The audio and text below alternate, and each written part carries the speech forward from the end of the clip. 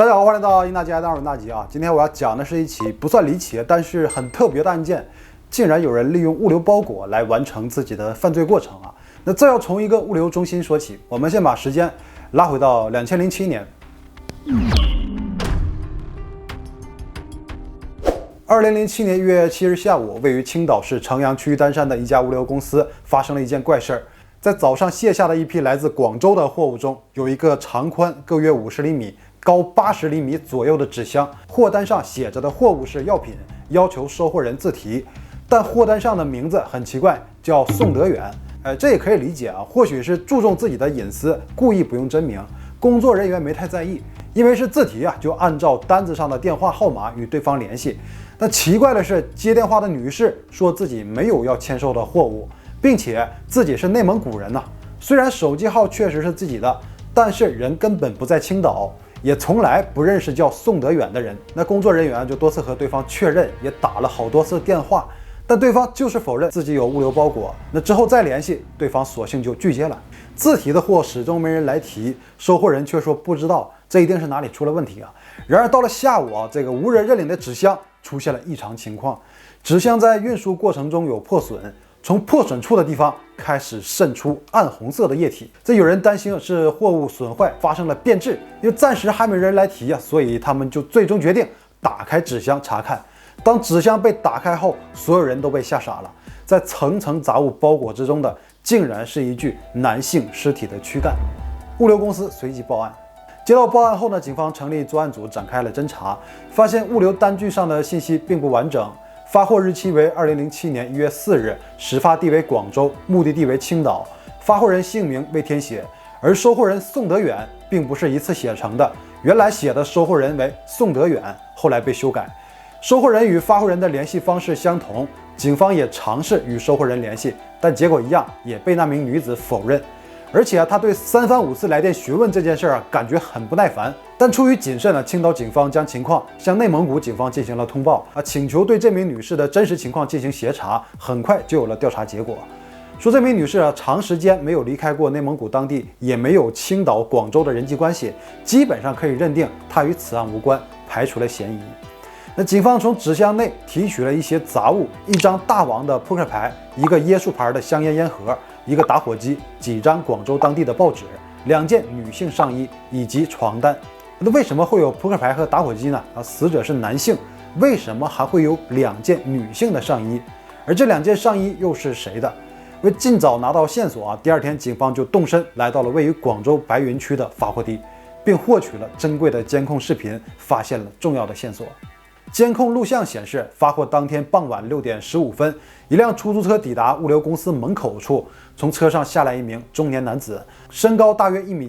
体型中等，穿红褐色的立领上衣，手里拿着一副墨镜。他从车上搬下来3个纸箱，并抱着其中一个走进了这家物流公司办理托运，随后离开。于是警方拿着收货人是宋德远的货单，对工作人员进行调查，得知这人发货的时候特别着急，就先是问能不能发一件药品到上海，但是发到上海必须要等几天后才可以。他又改变了目的地，说要发到青岛，随即就很快办理了托运，还买了30元的保险，保额是1万元。男子出来后呢，带着另外2个纸箱继续向前走，走出了监控范围。通过已经掌握的线索和对这名可疑男子的行为分析，另外2个纸箱极有可能也装着尸骸。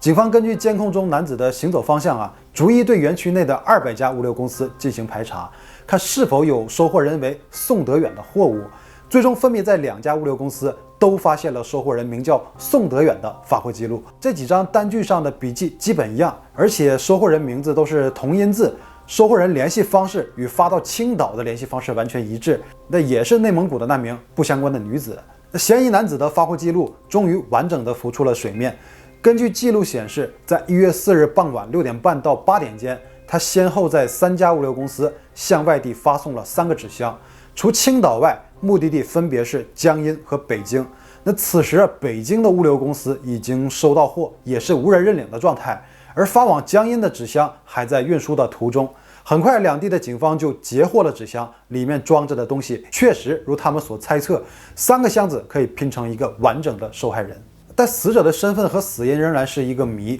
于是侦查方向又调转到纸箱内的物品，对纸箱内发现的报纸发行区域、香烟、床单、衣服的销售区域和范围都进行了清查。但这些物品涉及的范围很广，并且很大众化，没有找到任何有价值的线索。而打火机上印着"金满玉业广州粤垦路"字样，警方也找到了这家商店，拿着死者的还原照片让店主辨认。然而店主没有任何印象，但至少从打火机的情况来分析，无论属于死者还是凶手的，此人很可能就在粤垦路所在的天河区生活。那警方又通过物流公司的监控视频看出，嫌疑人到现场所乘坐的是一辆浅蓝色的起亚牌出租车，但是号牌无法看清。经过逐帧查看，发现了出租车的另一个重要特征，模模糊糊的能看到车辆顶灯上有4个红字。那按照分析这4个字应该就是出租车公司的名字。随后警方就在广州的路边观察，希望能从过往的车辆中发现有类似的顶灯。那很快就确定了一家出租车公司，这家公司所有车辆正是用红色字体标注的天湖统一。警方马上就和公司取得联系，发现这家公司共有约100辆起亚牌出租车，但好在公司给所有的出租车都安装了 GPS 定位系统。经过筛查，有2辆车先后在4号的下午6点左右到过白云区嫌疑人出现的物流园区，并最终确定了其中1名司机搭载过那名携带3个纸箱的可疑乘客。出租车司机的印象非常深刻，嫌疑人实际上是一男一女。4日当天下午5点30分左右，他在驾车途经元岗村的一处老旧小区的时候，是一名女子拦车，另一名男子搬来3个纸箱，两人表示要去位于白云区沙太路的物流园。男乘客大约30岁，身高大约在1.75米，女乘客大约40岁左右，身高不到1.6米，有点微胖。男乘客给人的感觉很奇怪当时是傍晚，光线比较昏暗，但是他却始终戴着墨镜，好像很神秘的样子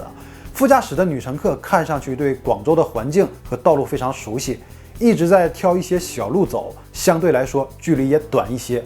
在到达目的地之后呢，女子先在物流园外面下了车，男乘客自己乘车进入园区，在一家物流公司门前停车后付了车费，把3个纸箱搬下来，出租车随后离去。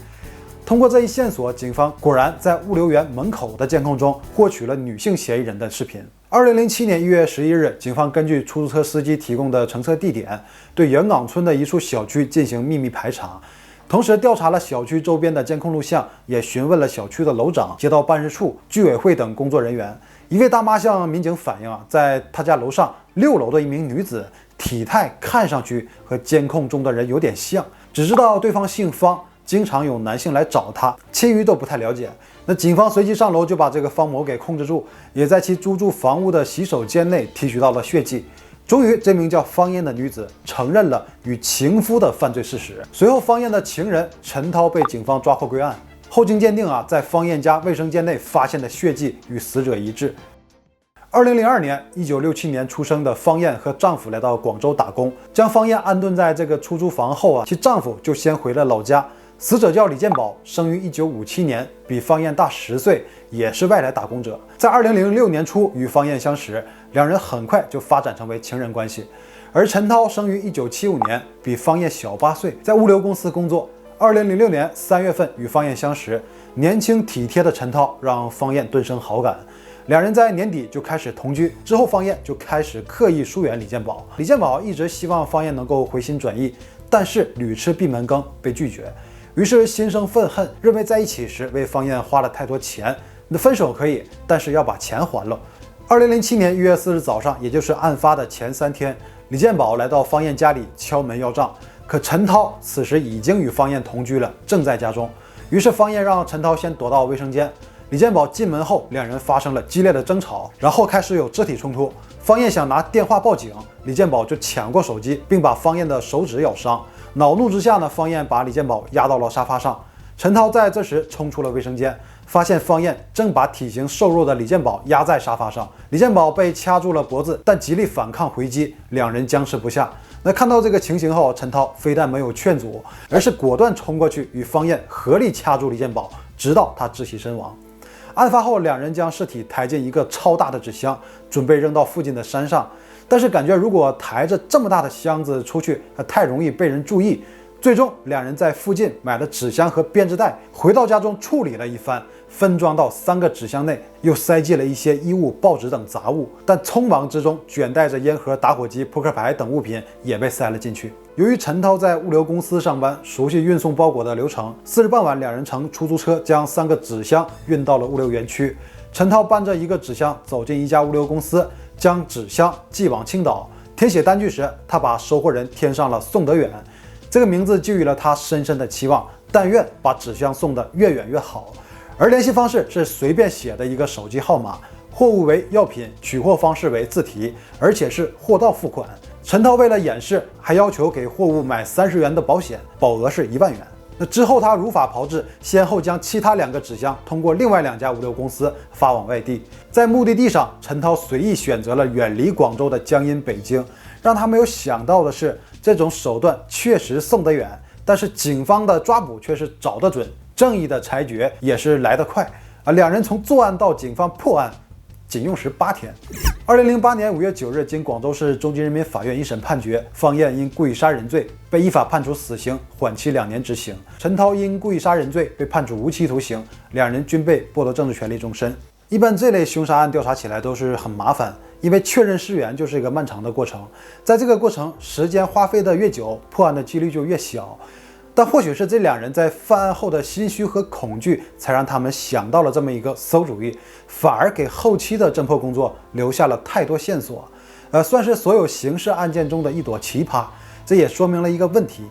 以普通人的心理素质或许有过一些计划，但是在真正犯罪的时候，是无法抵抗那种强大的心理压力和负罪感的。慌不择路的处理后事，只会留下破绽。尤其是在现在这种有点蛛丝马迹就能锁定你的时代，最高的智慧应该就是别去触碰法律和人性的底线。那每天都能有个安安稳稳的睡眠，不香吗？好了，以上就是本期的所有内容看到最后别忘了点赞和订阅，谢谢你了，拜拜。